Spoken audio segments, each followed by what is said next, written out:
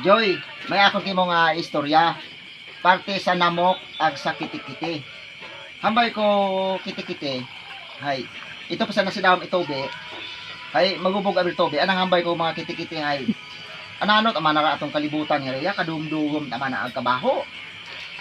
Hay, kitikiti pa mana kita hay. Kung mahimo man kitang namok, hay kung sino man ro hiunay saka si babaw. Hay balikan man na iyaro habilin ag sugiran. Ay ro iba nga tong kitikiti ay haunat ato at pakpak. Ay di nakasaka si babaw na himong namok. Ba pagkakita ko namok sa ibabaw ay kaabot tagali man na iyang mga hardin, mga bugak, mga palibot man na hay. Ag kaabot naman na kitang hikakaon, mga dugo man na sari-sari hay.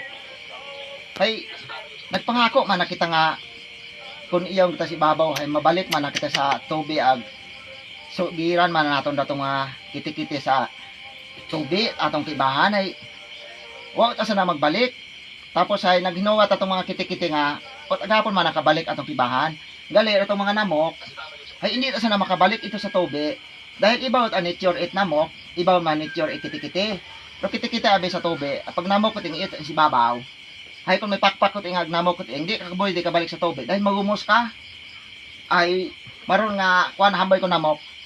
Hugat to lang man naton nga makasaka sa niya si babaw masayran man gahapon man nanda iyaron si babaw kun ano ro sitwasyon kun ano ro nature is babaw makaron man nun kabuhi sa tawo kita nga tawo hay aton nga kabuhi ay makaraya atong katawang lupa makaraya dahil atong nature pag mamatay kita hay ratong kaluluwa ay ibaw atong nature man ito ay kaluluwa lang kita ag kung kaluluwa man kita ito sa piyak kinabuhi inon pwede kita ka makabalik man iya sa aton nga ginhalinan dahil ibaw aton nga nature ito ag mabalik man naro kaluluwa nga to para magsugid iya sa anong mga ginhalinan ay doyon wagit patay nga nakabalik iya sa aton nga kalibutan magluwas siya nga si Kristo ro namatay ag bumalik